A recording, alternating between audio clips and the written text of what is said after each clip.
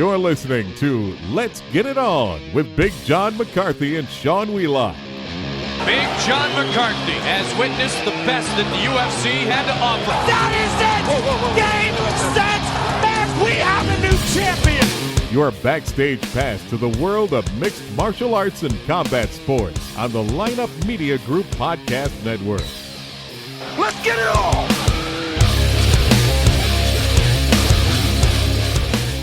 Hey everyone, welcome to Let's Get It On with Big John McCarthy and me, Sean Wheelock. Every week on this podcast, John and I give you an inside look at MMA and combat sports, always separating fact from fiction. On this week's program, we'll discuss Holly Holm's epic win over Ronda Rousey from last weekend's UFC 193 in Australia, examining what Holm did right, what Rousey did wrong, what's next for both fighters, and what this means for women's MMA.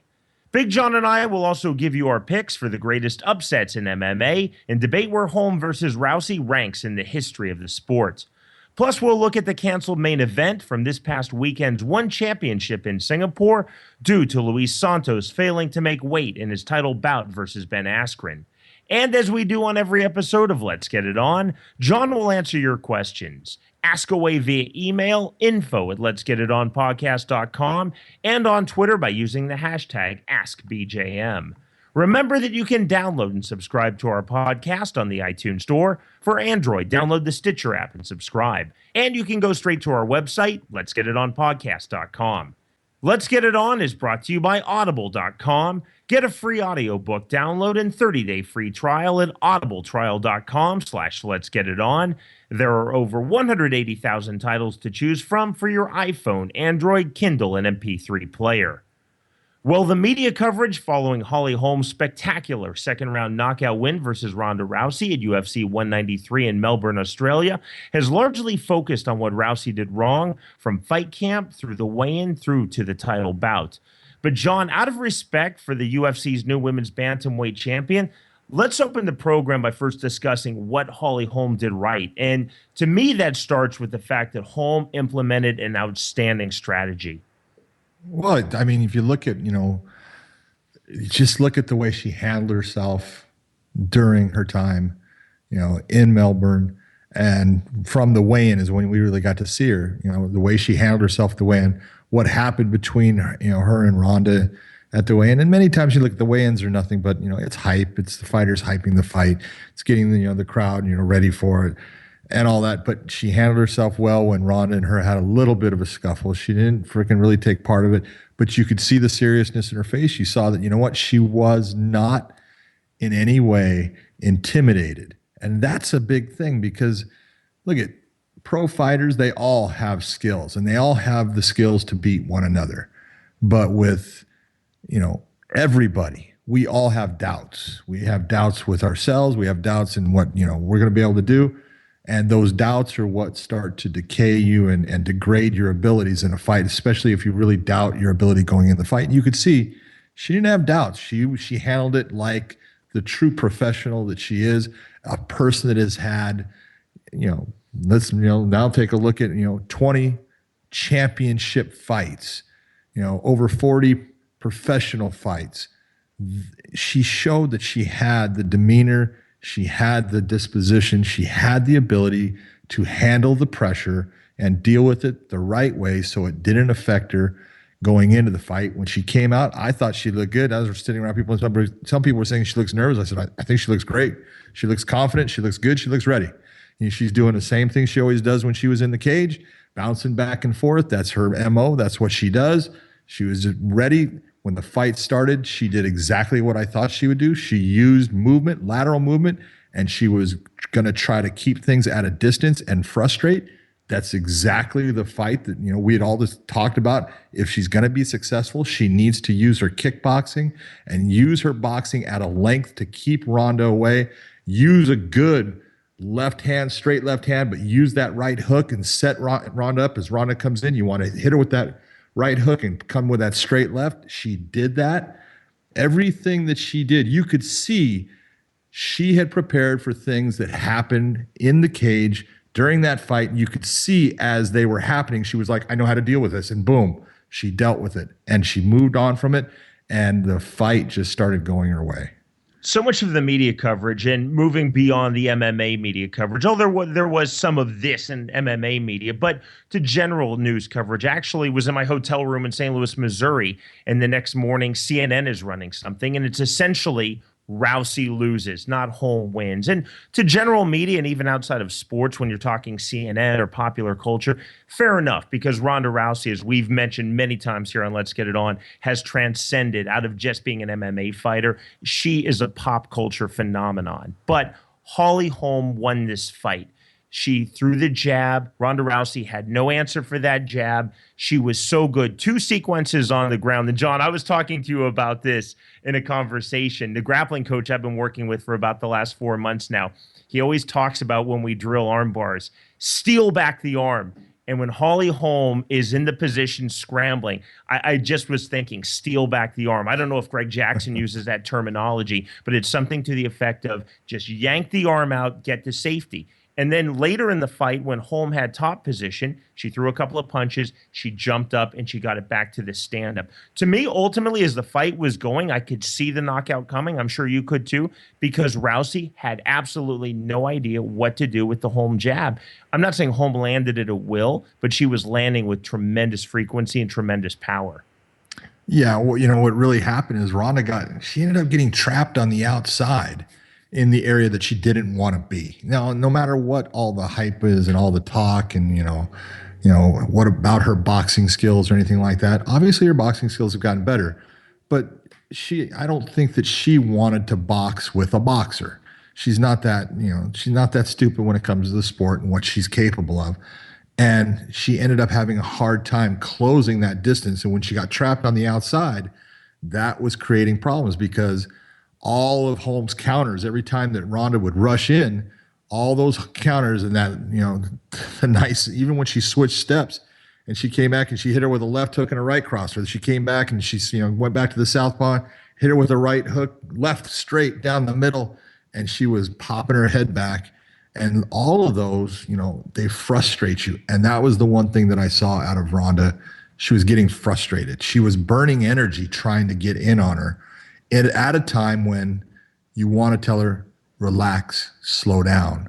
It's okay. It's a long fight. You don't have to get this done. And I think that, sometimes in a fighter's head, they'll start to get in this thing. I've got to get this over with. I got to get this over with. She's done it so many times that, you know what? You have 25 minutes to try to get that fight over with. You don't have to do it in the first minute. You don't have to do it in the 5th minute. You have 25. If it happens in the 5th minute, great. If it happens in the 25th minute, fine. Don't rush and don't get yourself in a position where you're chasing somebody in a fight, because you start to chase, you're going to make mistakes. Early in the fight, and it's from the southpaw stance now, so this isn't a left jab. This is a straight left that Holm is throwing from the southpaw stance. She lands it flush, and Rousey's mouth goes wide open. And Rousey just had a look on her face like she had never really been hit. Obviously, she's been hit, but I don't think she'd ever been hit like that. And you look at Holly Holm, maybe she doesn't hit as hard as Christian Cyborg Santos, but Holly Holm was a champion women's boxer. She really hits hard, and from that southpaw stance, she was cracking that left. She was fluid. She would switch stances, the combinations. Obviously, MMA isn't about boxing. If it was, we would have seen a lot of male boxing champions come over and do great, and history tells us the opposite has happened. But those punches were so effective, which set up Holm's complete MMA game. I saw it, though, starting with her boxing, John. Well, look at when you're looking at Ronda being a standard stance fighter and Holly being a southpaw. Anytime you're starting to talk about fighting a southpaw, you need to control the distance and you need to control the position of the fight. I need to keep my foot. My left foot needs to be on the outside of her right foot, because if she steps across my foot, now that left hand, that straight left, is in a position to hit me, and my right hand, my power hand, is not in a great spot to deliver a counter. And so that little foot play is a big part, and Ronda was losing that. And if you watch, she would back Holly into the fence, and it almost seemed like every time she did, Holly all of a sudden got towards the fence, could feel that she was close, and kind of set her feet and would throw that straight left down the pipe. and then either would come with the right hook or she came with the right uppercut into her and circled out of it and got herself out of that pressure that Ronda was putting her into every time.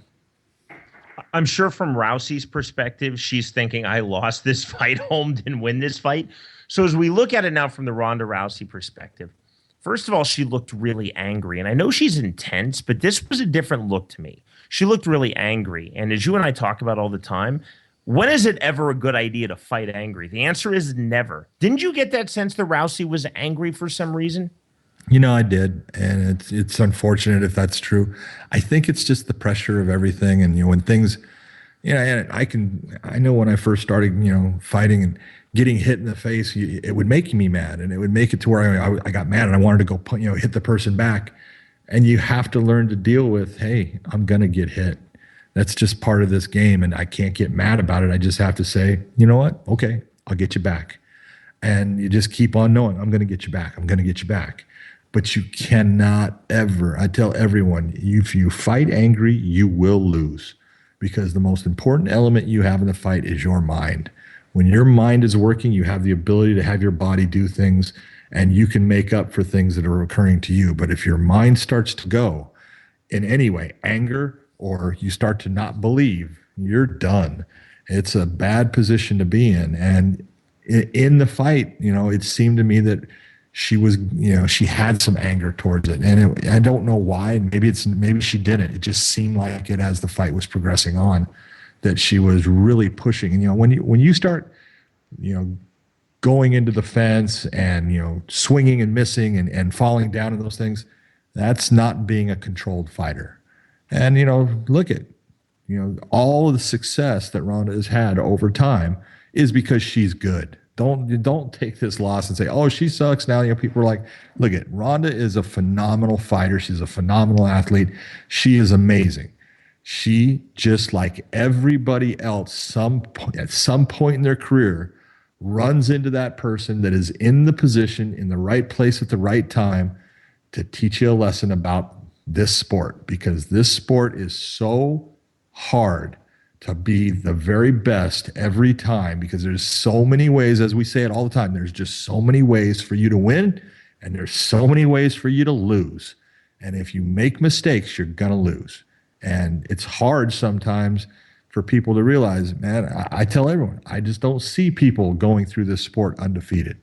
Just don't see it. There's just too many variables in this for that to happen. Could it happen? It could. You can prove me wrong, but it hasn't happened yet. A few weeks ago, my mom called me up. I think we mentioned this on the program, John, and she said, oh, Ronda Rousey is on Ellen DeGeneres. My mom knows who Ronda Rousey is. My mom will watch her son commentate fights. She's hardly an MMA fan, but she knows Ronda Rousey.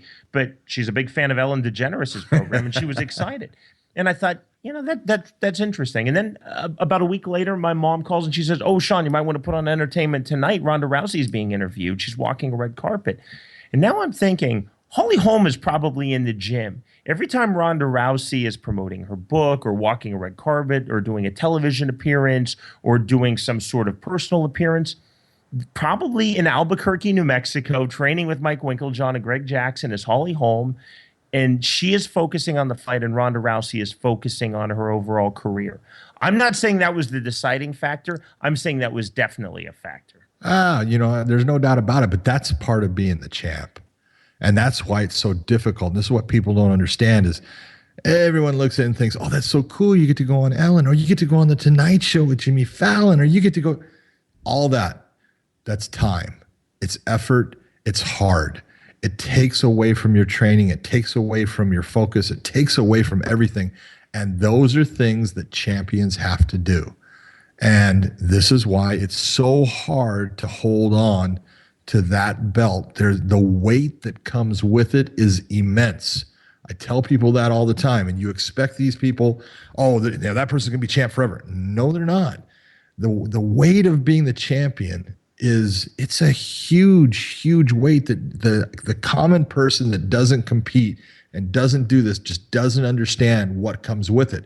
There's a lot of great things that come with it. I mean, some phenomenal things that come with it. And there's a lot of things that come with it, man, they're just bad. And they're hard to deal with. And they're frustrating. And it's all part of the package. You wanted the package. You fought for the package. You got the package. Congratulations. Now don't let the package crush you. 25 years ago in Tokyo, Buster Douglas knocked out Mike Tyson. It still stands as one of the biggest upsets in boxing history. It was really easy for boxing pundits and analysts and writers afterwards to say, oh, I saw it coming. And as we move further down, 25 years on now, you can say, well, Tyson didn't have a proper trainer. He was gone from Kevin Rooney. Cus D'Amato had passed away. They were so arrogant in the Tyson camp, they didn't even bring a cut man. They didn't have Enswell. Tyson was overweight. He got flash knocked down in training. He wasn't eating right. He wasn't living right. It was so easy. But at the time, it was a huge shock. And I'm not saying that Rousey versus Holm is Tyson Douglas, but I will tell you honestly, John, is Ronda Rousey was walking in, I said to the guys I was watching the pay-per-view with, I'm thinking a lot about Tyson Douglas. And looking at Holm and looking at Rousey, it just flashed me back. And I remember that night, I remember as a kid very well where I was watching Tyson Douglas. I had no idea Tyson was going to lose, but I'm telling you, I had a feeling. And I'm not saying, wow, I called this beautifully. There was just an energy to that fight that I could sense watching on pay-per-view that something might be up. And now it's easy to look at Rousey. We've talked about a lot on the show. There's some family drama going on. There's drama going on with her trainer, Edmund Tarverdian. There's a lot of backstory stuff now that maybe people can put together the pieces and say, well, yeah, she was ripe for a fall. This was going to happen. But I think you were probably the only person who was publicly saying, there's a good chance that Holm is going to win this fight. Everybody else is now saying, well, yeah, it makes sense that Holm won the fight, but nobody saw that before.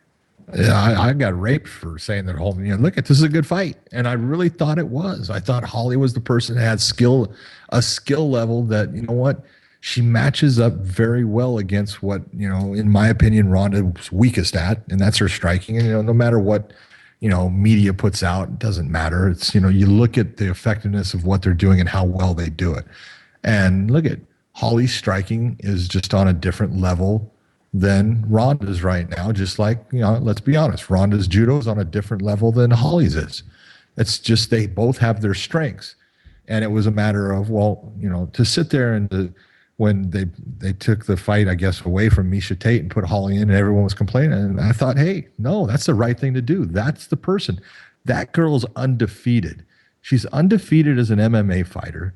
She was a world champion as a boxer. She was a world champion as a kickboxer. My God, why is that a bad fight? That's the fight that you can sell. That's a fight that's actually a real fight. That's a fight that people haven't seen it already. That's a fight that, you know what? Either person can win that, and this can be a very good match with a lot of different varieties to it based upon we got one person that's going to want to take this thing to the ground, and we got one person that's going to stand up. Because if that person that should stand up goes to the ground, they're going to be in trouble. And if that person that should go to the ground wants to stand up, they're probably going to be in trouble. So, this is why they fight the fights. It doesn't matter what all the people say. It doesn't matter what all the, I thought this. This is why they fight the fight. In the end, you know who's going to win. Okay, great. We'll find out. John, and I'll give you full credit. I had that sense walking in, but beforehand, and I commentated one of Holly Holmes's fights when I was with Bellator. We had her fight in Albuquerque, and she was still early in her career. There was a lot of heat on her, but it was mainly coming from boxing and the fact that she trained with Winklejohn and Jackson. But she had a one-fight deal in Bellator, and then she was gone, and it was on an undercard. And I really had the sense. Boy, did Bellator blow that. Oh, man. And, when I had the sense she was only there because we were fighting in Albuquerque and she was living and training in Albuquerque. And Bellator still has that philosophy. They'll put on a lot of hometown fighters. But I saw flashes of Holly Holm. I didn't think she was phenomenal that night. I thought she was a phenomenal person. She struck me as someone who had real character and integrity. And I remember in her fighter interview, and I speak to every fighter about 15 to 25 minutes, I remember thinking to myself, I see why she was a world champion in boxing, because she just carries herself correctly. And I've followed her into the UFC, so I knew what she brought. I was surprised, though, at how easily she was landing that left hand. because Ronda Rousey, and I said when we started the program, that to me was really the turning point in the fight. There was no answer for that left hand. Holm was getting off the jab, and then she was getting off the straight left and the left cross out of the southpaw stance. And Rousey was eating those flush, and her mouth was getting more and more wide open. Well, she suffered a nice big cut on her, her lower lip. She got a big gash that I know had to be, sutured up. So, that left hand got to her, that nice straight left hand.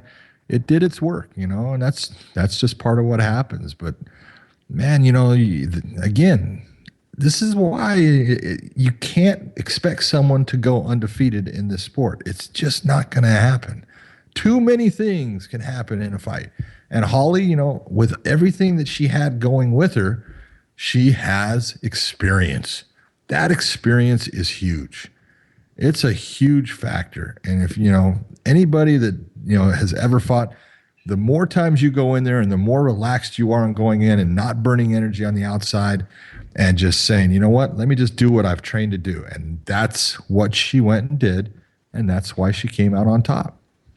So what's next for Holly Holmes? Well, she looks to defend her title. Is it going to be Rousey in an automatic rematch? We had been counting down to, and we thought it might be UFC 200, Rousey versus Cyborg, but now that's off. But Holm versus Cyborg, still a really attractive fight. That's a great fight. The automatic rematch is a great fight. Miesha Tate versus Holly Holm is a great fight.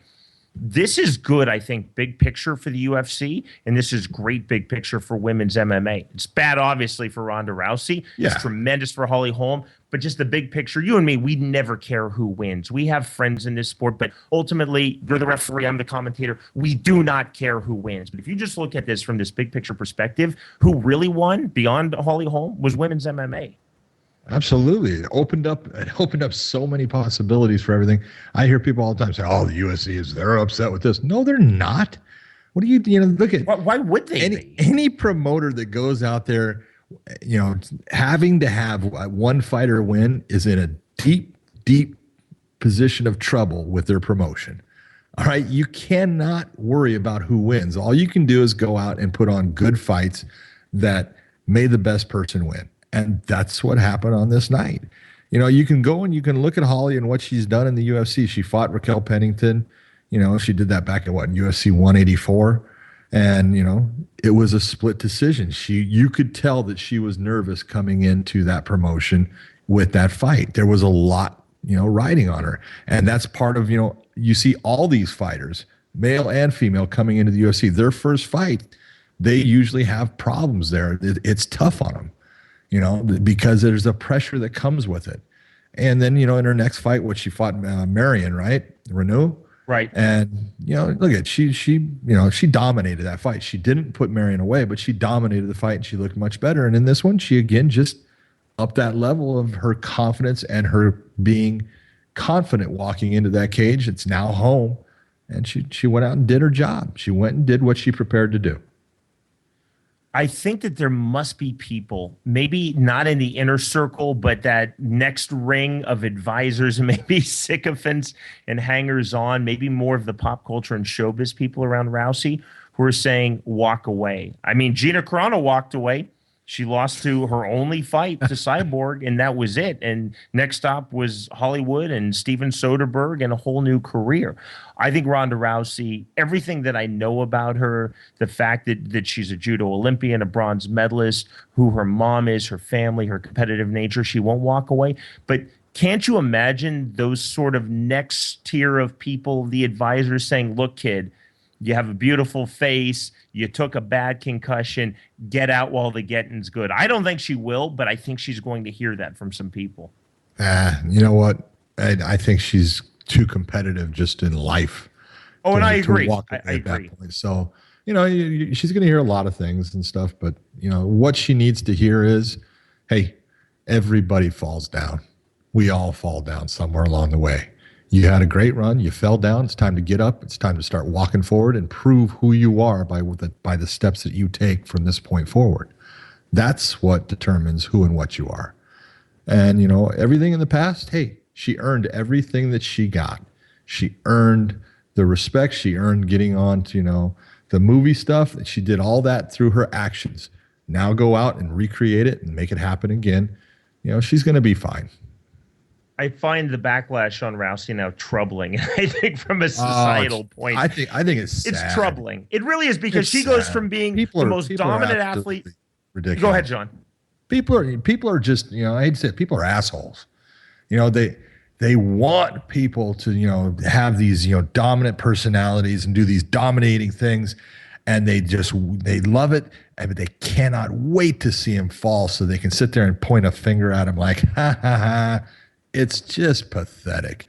You know what? As hard as these people work to get to these positions and to have these fights, the one thing I tell everyone is, if you lose a fight, big deal. It's a fight. Who cares? It's not that important when it comes to the whole aspect of your life.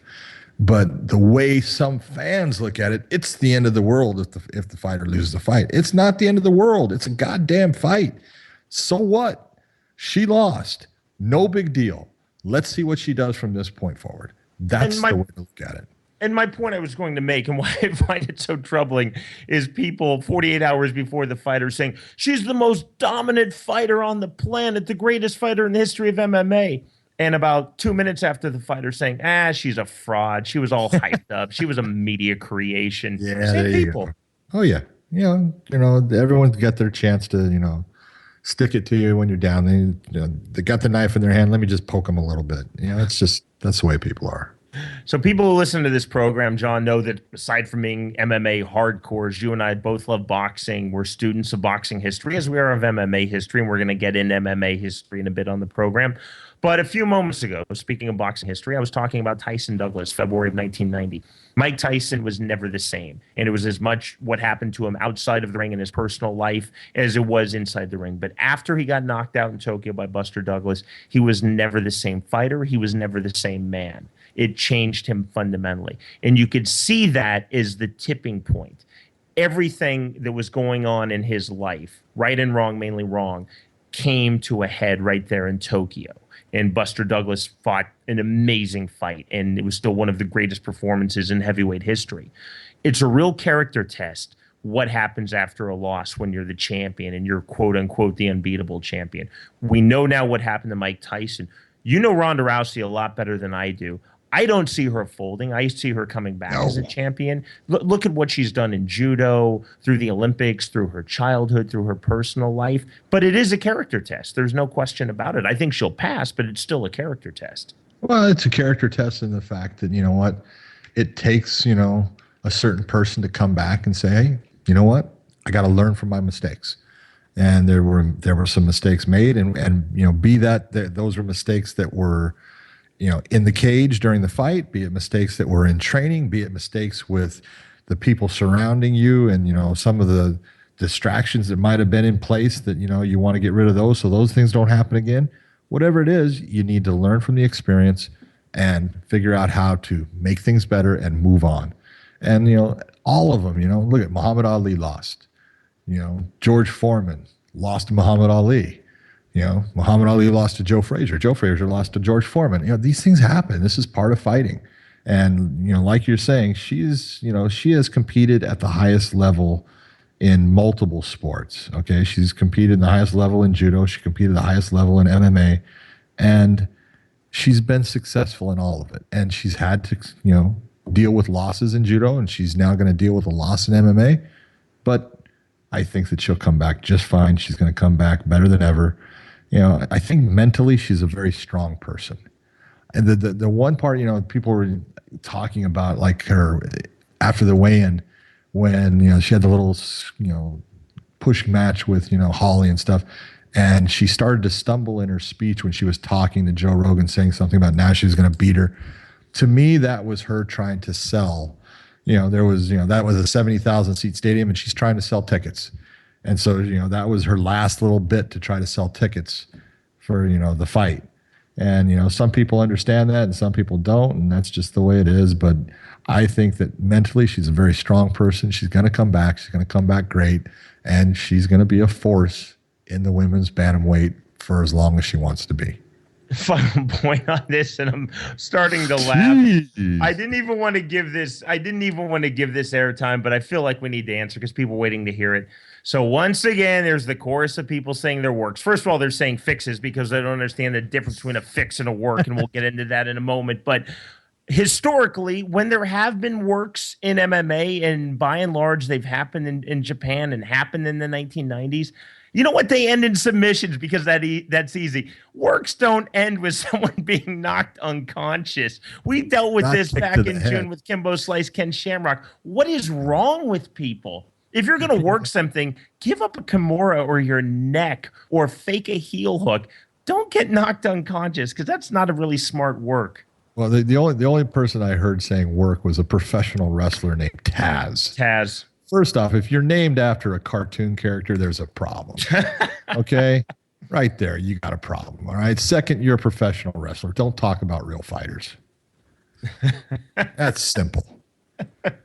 When you start fighting real fights, then you can start talking about your works. Every week, we just had to talk about it. We had to talk. He's not even worth frickin' commenting on. Every week on Let's Get It On, we bring you our poll question. You can cast your vote on our website, letsgetitonpodcast.com. Last week, we asked you, will you watch the Hoist Gracie versus Ken Shamrock fight in Bellator this February? 71% of you voted yes. This week's poll question, do you feel that Holly Holm's victory against Ronda Rousey ranks as the biggest upset in MMA history? Vote yes or no on our website, letsgetitonpodcast.com. You might want to wait to vote until John and I give you our top 5 all-time MMA upsets, our personal list that's coming up later in the program. Yeah, of course, every week. I'm kind of like that 71%. I think Bellator is, maybe they did something right there then. Huh? 71% say they want to watch it. That's pretty good viewership. That is Bellator would be very happy with yes, 71% of MMA fans across the board. So aside from our poll question, of course, every week on this podcast, John and I answer your questions. Submit them via email, info@letsgetitonpodcast.com. Also on Twitter by using the hashtag AskBJM. And now you can use the SpeakPipe app. It's on our website, Let's Get It On Podcast. Of course, if you're not using SpeakPipe where you'll say your name, please include a pronunciation guide for your name. So, speaking of works and fixes, first up, this comes from Twitter.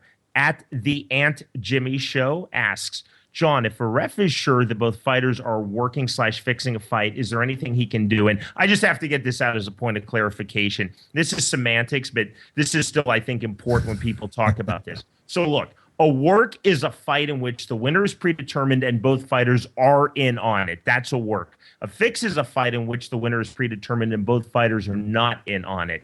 So, John, I have a lot of experience refereeing boxing, mainly at a low level. I've been in my large number of works, more than my fair share. But you first. I can think of 2 works that you were probably involved in. I know you weren't complicit. Oh, no. If you first off, to answer the question, if you think something is a work, then, and it's supposed to be what we call a shoot is a real fight. If you think it's a work, then it's your responsibility to go to the commission and advise the person in charge of the commission that they believe that this fight has been staged. I believe it is a work. I want you to hold the pay on both fighters so neither fighter gets paid, and hold that until there's an investigation and they look into review of the tape and say, why are you saying it's a work? And that way you will go and explain, this is what they're doing and this is why I'm saying it. And if it's proved that, yep, that's righteous, you're right, then those people will not be paid, and then they will lose their license and they'll be suspended for the determined amount of time by the commission where it happens. So that's what would be done if you think that it's a work. How's that? So 2 that I can think of, you put it in your book. You've mentioned them this on the show. One was Fry versus Hall, and I was actually out to dinner. Yes. And the second one is Macias Taktarov. I'll tell you with Don Fry, though. I was at the dinner with Don Fry about 5 weeks ago. It was a group of us, and somebody brought up the subject. Don Fry is adamant, beyond adamant, that fight against Mark Hall was not a work. Uh-huh. But you refereed, and I know you feel differently. Let's see. Here's the question. It's as simple as Don Fry had fought Mark Hall before. And it was an actually long, drawn-out fight. Don Fry was beating the piss out of Mark Hall. He actually bloodied his ribs with punches to his ribs while he was on top of him, punching him, but he couldn't put Mark away. And he was actually, during that fight, telling Mark, just give it up, kid, just give it up. And Mark looks at him and says, you got to kill me. And that's true story. And he couldn't get rid of him. And then he ended up being put into the Ultimate, and he had the same manager. A guy named Robert DePersia was the manager of Don Fry, and he was the manager of Mark Hall. And you can go, and you know what? Right now, Sean, I want you to go look up Don Fry's fighting record. Okay? Just look it up, and let's see how many leg lock submissions are on Don Fry's fighting record. Yeah, he wasn't a Sambo master, that's for sure. Well, he could have been really good at it, but if you're going to do leg locks, you need to do them a certain way. And with the way that Mark Hall tapped and the way his foot was, it told me, no, you didn't get him in a good foot lock. That straight ankle lock didn't work. He just tapped out. And so that's what told me, that is not a real fight. I think if you talk to Mark Hall, he'll verify that it was not a real fight. And the other one is Anthony Mad Dog Macias against Oleg Taktarov. And you can find that on MMA Core on Daily Motion, maybe on YouTube. It may be blocked on YouTube. It's hardly even a fight. It's almost like fight should be put in quotes. That's because Anthony came running across the cage like he's going to attack Oleg, tries to take him down, sticks his head to the side. Oleg gets him in a guillotine, and he taps out. And, if you look at it, both, Fry and Taktarov, the same situation occurred. There was a manager, Buddy Albin, at UFC 6 that was the manager of Anthony Macias and Oleg Taktarov. And who is he going to have a better chance of going to the finals, Anthony or Oleg? And they made a decision, you're going to throw the fight. And Anthony throws the fight. So Oleg fight Hank Abbott without actually having to fight a second fight. He had his first fight. It was against Dave Beneteau. He's getting Beneteau with guillotine. He ends up getting a 12-second fight, I don't know what it was, with Macias, and goes in fairly fresh against Tank, when that was a really long fight. And really it was Gas Tank, and Oleg was gas too. Gas Tank was one of the big differences in the winning of that fight. Same thing happened with Fry and Hall. Who he was going to compete against? Tank Abbott. Tank was the one that got screwed in both of those. John, so when I refereed a lot of boxing, especially in the 1990s on the Midwest circuit, and this was before we had athletic commissions in most of the states that I refereed in, or if we had an athletic commission, they were more of like a suggestion than an actual commission. But to my knowledge, I never refereed a fixed fight. I certainly would never be involved. I mean, they were paying me like $50, so I don't know what they were going to pay me to fix a fight. I'll tell you, I worked a lot of worked fights. And I always knew what was up was you would see two out-of-state guys who were fighting each other, and they would pull up in the same car. That was usually the tip-off. And what they wanted it to be is they wanted to be Rocky Balboa versus Apollo Creed. I'll knock you down, you knock me down. They're buddies, they're training partners, sparring partners. They're pulling their punches. They're hitting, but they're not turning it over, and the crowd loves it. I felt helpless. I mean, I was a kid. I was in my early 20s. I didn't know what to do, and I didn't know who to complain to because there wasn't a commission, and I was generally being hired by the promoter, who often would be fighting on the card himself. It really made me upset, though. I didn't find it funny or cute or amusing. It really, really upset me to the point where I just was frustrated and felt kind of helpless. All I would do, honestly, is I would just kind of rough the guys up in the ring. Like when I would break them, I would kind of push them a little harder, which looking back wasn't that smart, just to let them know that I knew what was up and I didn't like it. And then they would work it anyway.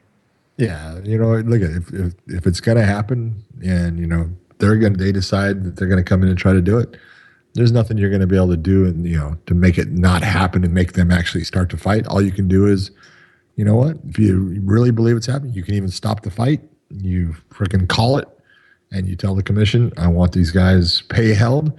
This right now is a disqualification. They're both out of here, and let the commission deal with it and handle it from there. Everything that you and I are talking about with these works is from the 1990s. It's like we're talking about the 1690s. It seems so long ago in fighting sports, doesn't it?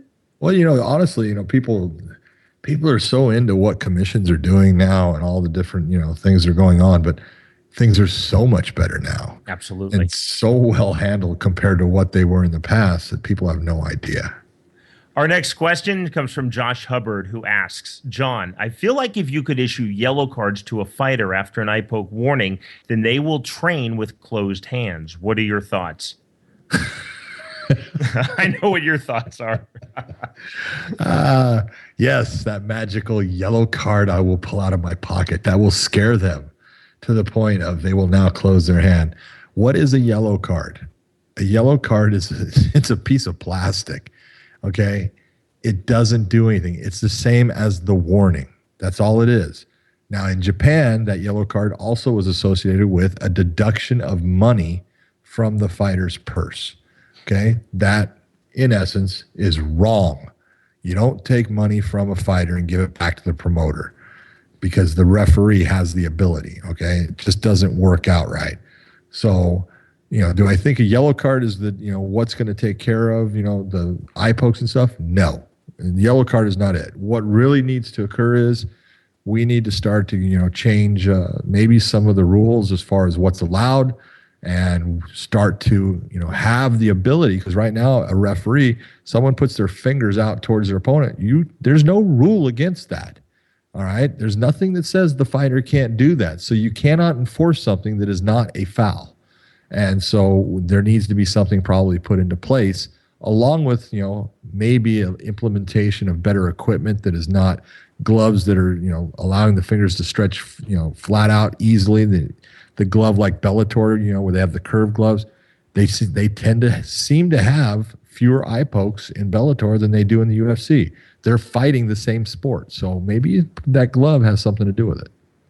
Remember, email us your questions, info@letsgetitonpodcast.com, and submit them on Twitter by using the hashtag AskBJM. Still to come on this week's episode of Let's Get It On, Big John and I will discuss the biggest upsets in MMA and debate where Holly Holm's win over Ronda Rousey ranks in the history of the sport. And we'll examine the canceled main event from last weekend's One Championship in Singapore due to Luis Santos failing to make weight in his title fight versus Ben Askren. With Big John McCarthy, I'm Sean Wheelock, and you are listening to Let's Get It On. Hey guys, if you're a fan of Let's Get It On and want to show us some love and support our podcast, before your next Amazon purchase, go to our website at letsgetitonpodcast.com and click the Amazon banner on the right-hand side of the page. It doesn't cost you anything, and there are no extra steps to go through. But doing this supports the podcast and allows us to continue to bring you great content every week. Remember, before you shop on Amazon, go to our website at letsgetitonpodcast.com and click the Amazon banner on the right side of the page. Thanks a lot. Let's Get It On is presented by Audible.com. Audible is now offering a free audiobook download with a free 30-day trial to give you the opportunity to check out their service. To download your free audiobook today, go online to audibletrial.com/letsgetiton. Again, that is audibletrial.com/letsgetiton for your free audiobook. Be sure and join me for the 2015 Legends of MMA Hall of Fame Fan Expo and Awards Ceremony on Saturday, November 21st at Sportsman's Lodge Event Center in Studio City, California. There'll be training seminars hosted by Jeremy Horn, Don Fry, Dan Severin, and Ken Yasuda, and autograph signings with Pat Miletich, Mark Coleman, Don the Dragon Wilson, UFC founder Art Davie, and many more. And the night will conclude with the Hall of Fame inductions of Kazushi Sakuraba, Matt Hughes, Chuck Liddell, Judo Gene LaBelle, and Elio Gracie. You can purchase your tickets right now online at legendsofmma.com. Again, that's legendsofmma.com. The 2015 Legends of MMA Hall of Fame Fan Expo and Awards Ceremony, Saturday, November 21st at Sportsman's Lodge Event Center in Studio City, California. I'll see you there. When looking for new and exciting clothing concepts, look no further than Lambs to Lions. Lambs to Lions has great designs that incorporates the past from boxing with the new and exciting evolution of MMA. We all start out as lambs, but with time, training, and hard work, we can all become lions. Be part of the Lambs to Lions movement and check out all of their great designs. You can get your Lambs to Lions gear at the Las Vegas Fight Shop or go to lambstolionsbrand.com. Now, back to Let's Get It On with your hosts, Big John McCarthy and Sean Wheelock.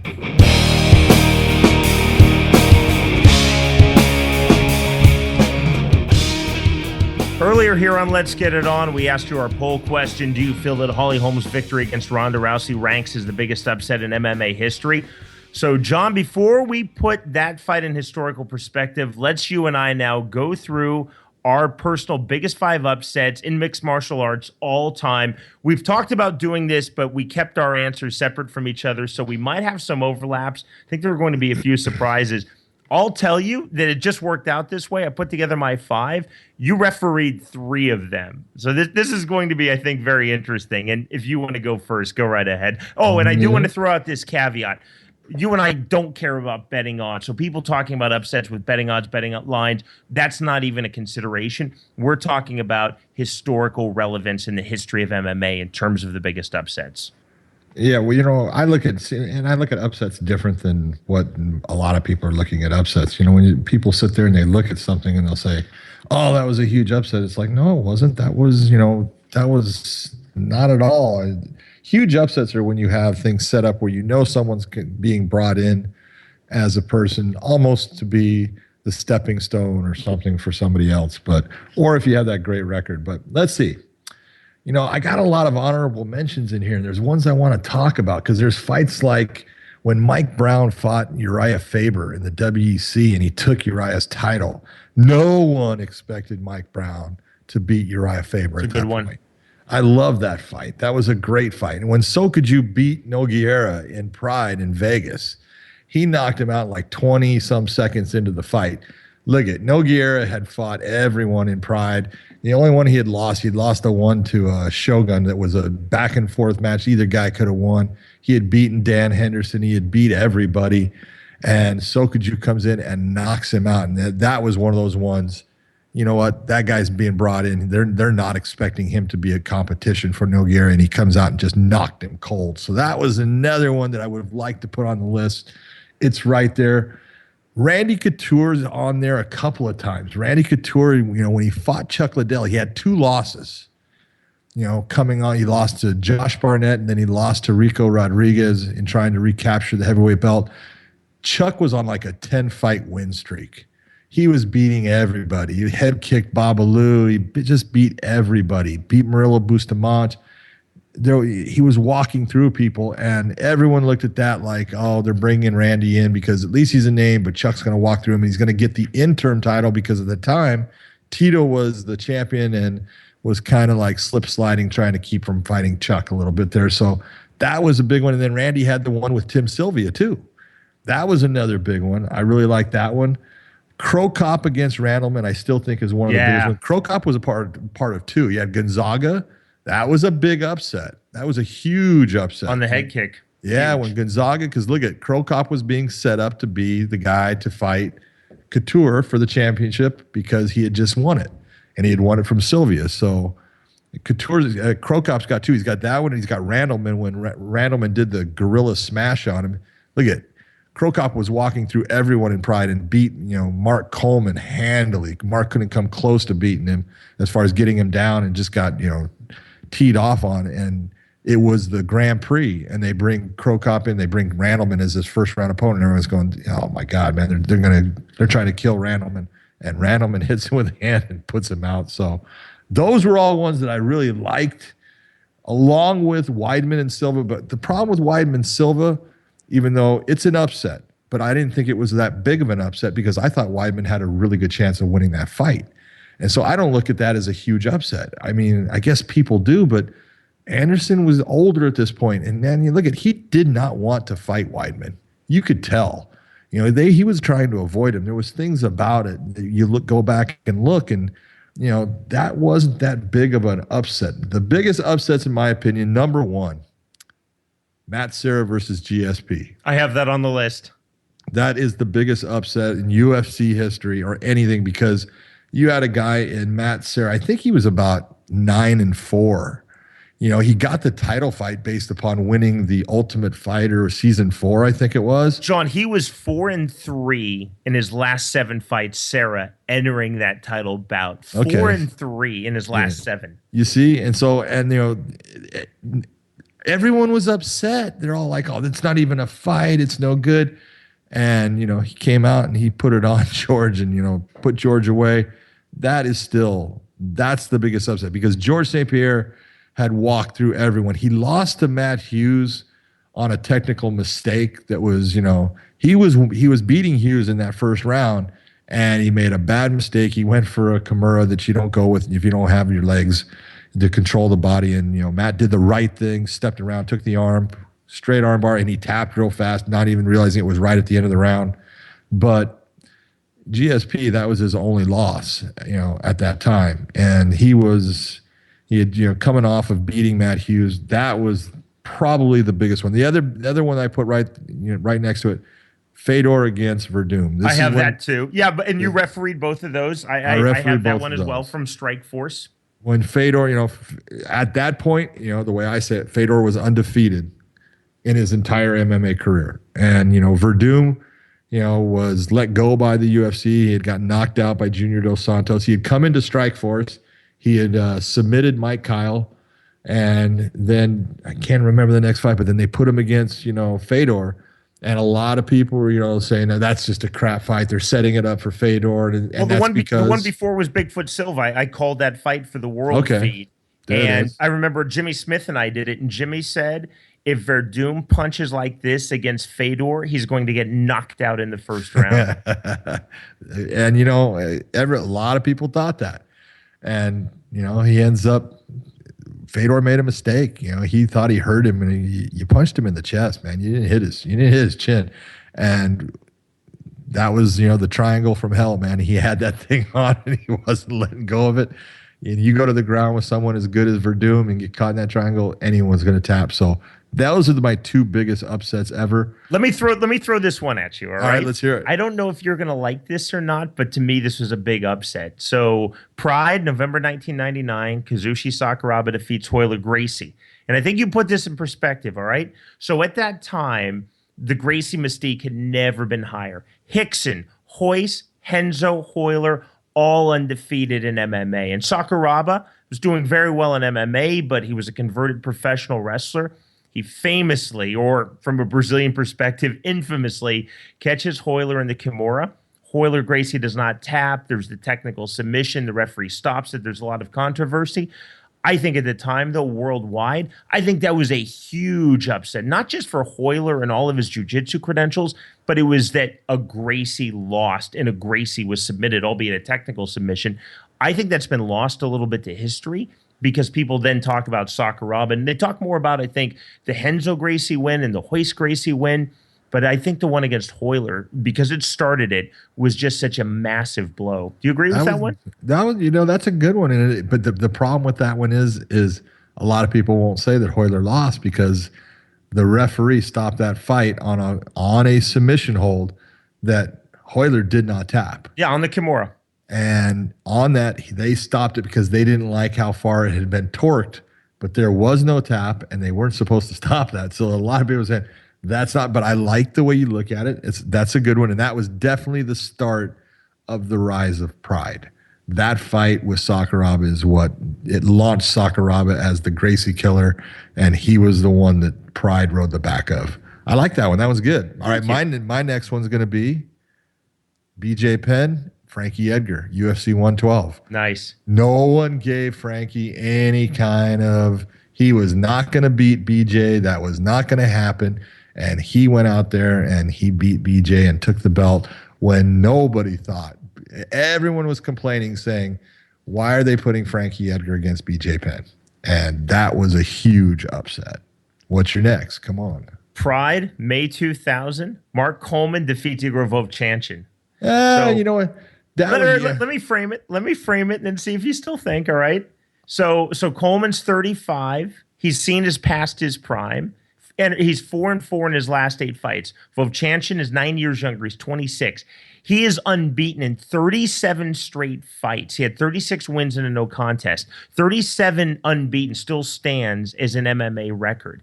And it was the third fight of the night for both because it was the Pride Grand Prix. They had the opening round in January, and then they come back and they have to fight 3 times, quarterfinals, semifinals, now the final. So Coleman at 35, he's gassed, he's done. And talk about knees to the head of a grounded fighter and how that changes it. Coleman, for those of you who haven't seen it, just bombards Vovchanchyn knee after knee to the head. And Vovchanchyn is stuck, and he finally taps out due to those knees. I can't believe he didn't black out. And then Coleman does his celebration, John, where he kind of tries to jump on the ring ropes, and he falls, and he does. He did the King Kong, man. But, I think because more people, especially he did do the King Kong, more people know Mark Coleman than Igor Vovchanchyn. They don't realize how big an upset that was, but Igor Vovchanchyn was Fedor Emelianenko before Fedor Emelianenko was. You know what? If you're going to go with the Igor Vovchanchyn, the biggest upset would have been Trey Telligman fought Igor Vovchanchyn. Yeah. Now, Trey Telligman is a guy that got beat by Vitor Belfort. He got beat by Pedro Hizzo in the UFC. They let go of him. He goes and he fought Igor on like a 2-week notice because I think Ken Shamrock was supposed to fight him. And they pulled Ken because of some injury, and they put Trey Telligman in there, and Trey Telligman beat Igor, and that was a huge upset. So that would be up there. But all right, my next one off of Edgar and Penn. People don't remember this fight, but the UFC had the first lightweight champion they ever had was Jens Pulver. Yep. And Jens Pulver left the UFC, had some fights outside of it, and came back, and they brought in a young kid that nobody knew named Joe Lozon. And Joe Lozon knocked out Jens Pulver in the first round. Nobody knew who Joe Lozon was except guys from back in Boston and Massachusetts.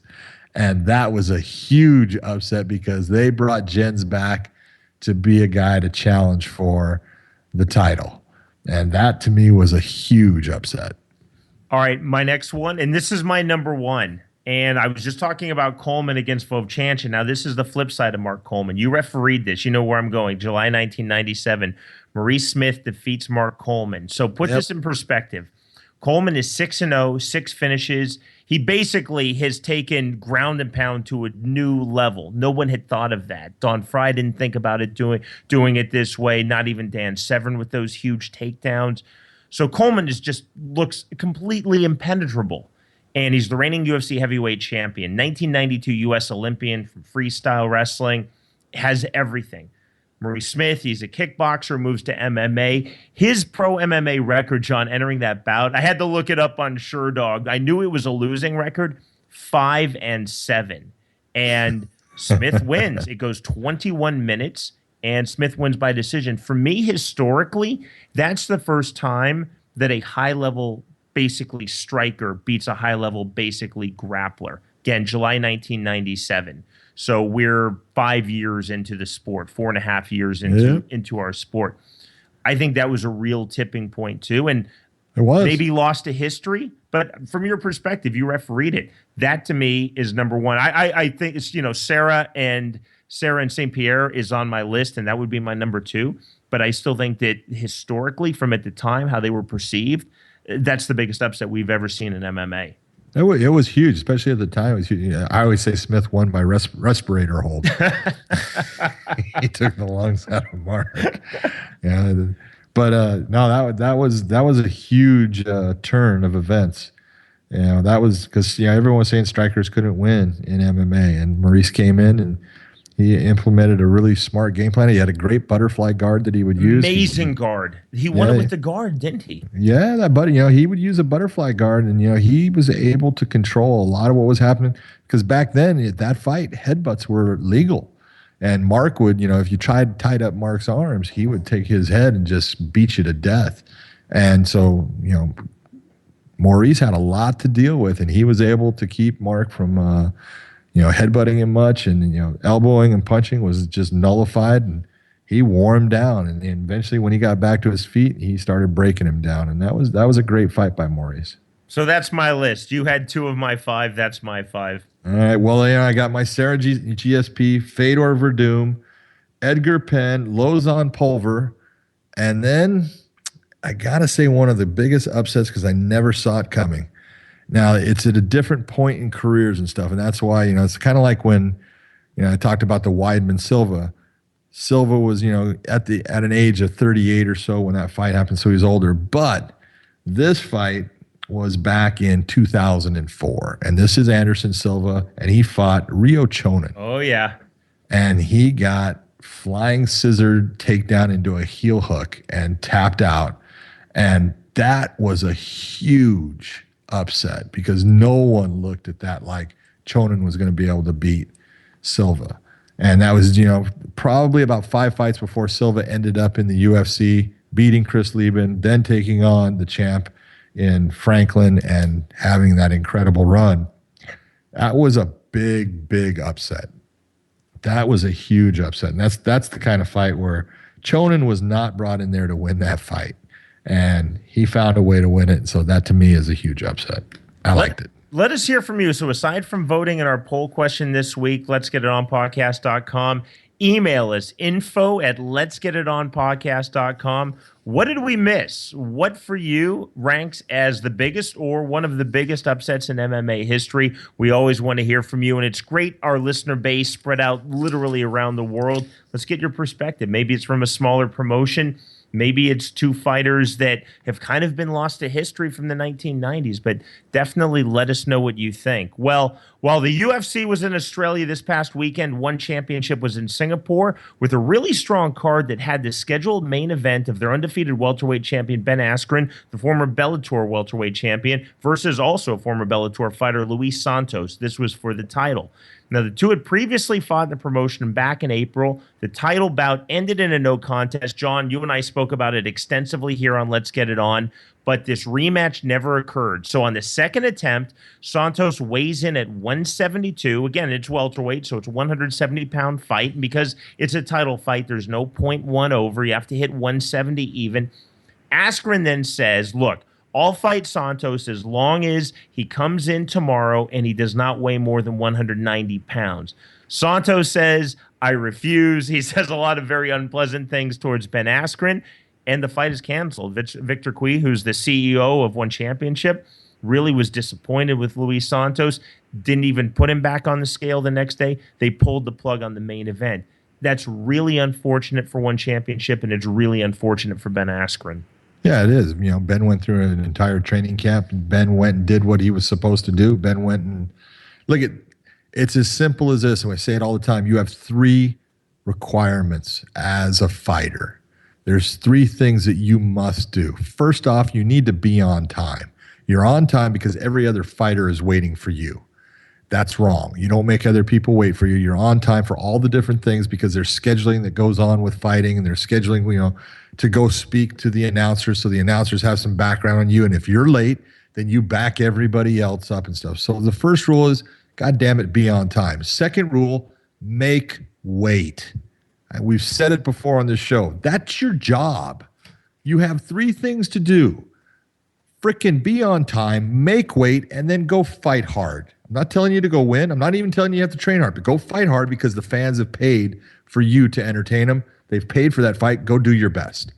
That's all that's required of you. And Luis Santos does not do the things that are required of a professional fighter. When you come in, his first weight, he was 175. Disgraceful. 5 pounds overweight for a championship fight. You would think that a championship fight is important to you. So you come in 5 pounds overweight. Then you come back after they give you all this time, which they shouldn't have done. It wouldn't have happened with a regulatory body, but they let him try to lose the weight, and he comes back and he's 2 pounds over.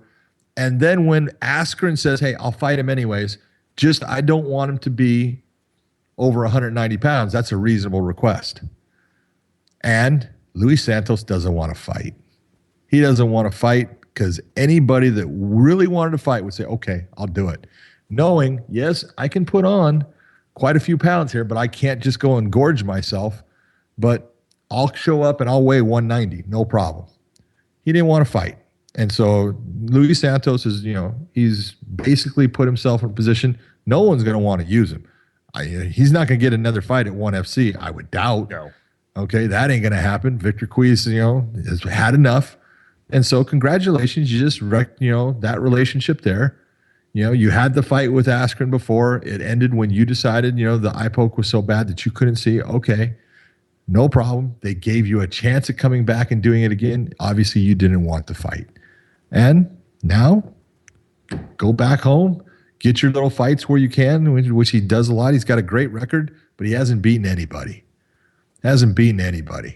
So, you know what? No problem. It's really no loss. It's no loss to ONE FC. I feel bad for Askren. Askren went and did exactly what he's supposed to do as a fighter. He met his requirements, and his opponent didn't have the class to do the same.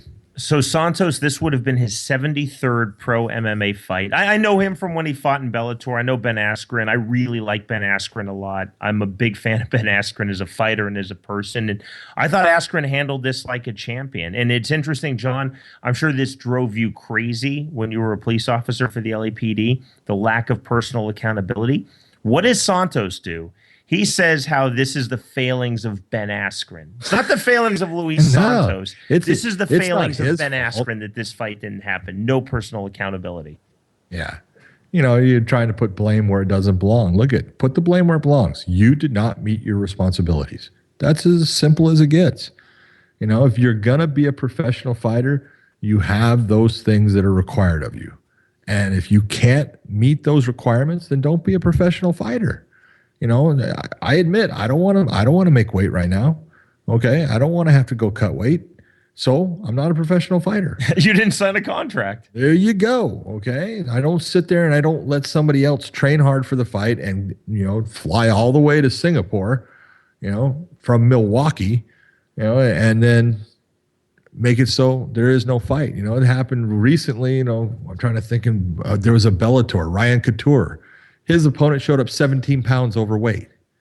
It's like, are you kidding me? What did you stuff a water hose down your throat and turn it on? Are you kidding? Just ridiculous. It's so disrespectful to do that, to your opponent, because your opponent's training hard and they're expecting. There is no matter what, most people don't think about it. There's a payoff in being able to fight. All the training is the grueling part.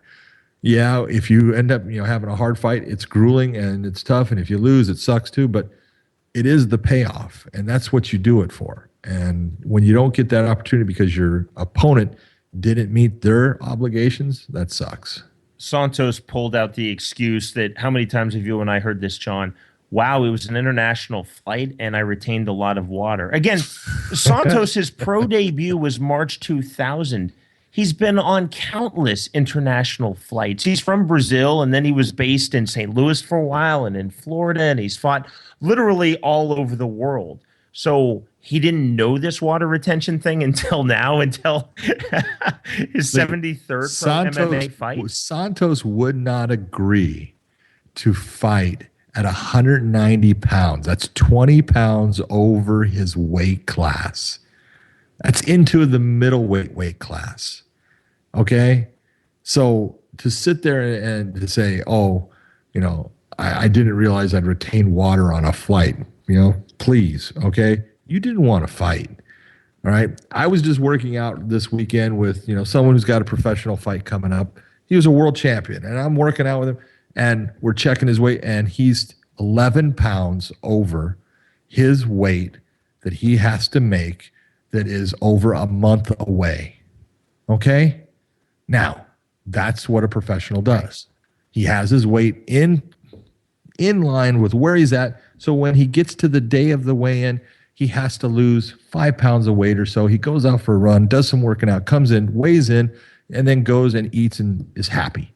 All right? That's what a professional does. A professional doesn't do what Luis Santos did. Through my career, and John, I'm sure through your career, you've seen a constant. If you come in and you're polite and you're respectful, even if you get knocked out in the first minute, there's a good chance that promotion will bring you back. But if you come in and you're arrogant and you're rude to the staff and you miss weight, doesn't matter what you do result-wise, you're probably not coming back. And again, that's it with Luis Santos. I mean, you could make the argument that he's the second best welterweight after Askren on the entire one championship roster, and I don't think he's ever going to fight for them again. I'm speculating, but why would they bring him back after this? Only this. I can't figure out a reason. Well, and if he's not going, he's already been in Bellator. The UFC wouldn't pick him up for this. No. Maybe World Series of Fighting, but you're probably looking at regional cards either in Florida or back in Brazil. No, if you look at, when you look at a real fighter, I'm not saying Luis Santos he can fight. Okay, he can fight. I'm not going to say he can't fight. He can. But he's a certain type of fighter. He does very well when things are going his way. And as soon as they don't start going his way, he falls off the turnip truck. And if you look at his record, he's got a beautiful record. I mean, he's got a lot of fights. But you look at a lot of his opponents, they're 0-2, 0-4, 0-1. For a guy that's had 30-some fights and you're fighting a guy that's 0-2 in his career, come on. What's up with that? And so you look and he has absolutely fought some tough people. He fought Ben Saunders in Bellator, I know. He fought Ryan Ford. Ryan is a really good athlete. He's a guy from up in Canada. Tough guy. He lost to Ryan. He lost to Ben Saunders. Every time he fought that guy that you look and say, okay, this will prove something. He ended up on the short end of it because being the bully guy, the guy that, muscle guys around and beat up on lesser guys is not going to get it over when you start stepping up in class a fighter and getting to the higher levels. John, as a final point on this, we had the great Art Davie on, UFC creator, on the program last week to mark the 22nd anniversary of the first Ultimate Fighting Championship. We put it in the book that Art and I wrote together about the first UFC. Is this legal? The story that Kevin Rozier had only spoken to Art on the phone, and Art had done his due diligence, his research, and he knew that Rozier was a bigger heavyweight, super heavyweight as a kickboxer. But Rozier assured Art Davie he was 265 pounds. Art personally drives to Stapleton Airport, the old Stapleton Airport in Denver. There's Rozier, about 325 pounds. He says, Art, well, I think I put on a few pounds. No kidding. And, here we are 22 years later. Santos obviously wasn't that heavy, but still, whether you say you're 265 and you're rolling at 325, or you sign to make 170 and you're rolling at 175, you've let the promoter down. Yeah, you look at, again, there are certain responsibilities you have. Meet those responsibilities. That's part of being a professional. We are back with you next week for an all-new episode of Let's Get It On, first available on Friday. Download and subscribe to our podcast on the iTunes Store. For Android, download the Stitcher app and subscribe. And you can go straight to our website, letsgetitonpodcast.com. You can also find us on social media, facebook.com/letsgetitonpodcast, and on Twitter @PodcastMMA for this show, and for us personally, @JohnMcCarthyMMA and @Sean Wheelock. To ask us a question, make a comment, or inquire about becoming a sponsor of Let's Get It On, email us at info@letsgetitonpodcast.com. Again, that's info@letsgetitonpodcast.com. And as we do say on this program, this is your podcast as much as it is ours. Please help us spread the word and continue to expand our audience worldwide. For Big John McCarthy, our outstanding producer Chris Lakin, and our entire crew, I'm Sean Wheelock. Thanks for listening, everyone. This has been a presentation of Lineup Media Group, online at lineupmediagroup.com. Let's Get It On with Big John McCarthy and Sean Wheelock on the Lineup Media Group Podcast Network. Leave us a review on iTunes, Stitcher, Podbean, or wherever you listen to the show. If you have questions, comments, or are interested in sponsoring Let's Get It On, contact us at info@letsgetitonpodcast.com. Get all the Lineup Media Group podcasts like Jason Bucks with Panger on NHLpodcast.com, Ocho Man, Behind the Eight Ball, and You're on the Clock NFL on our website at lineupmediagroup.com.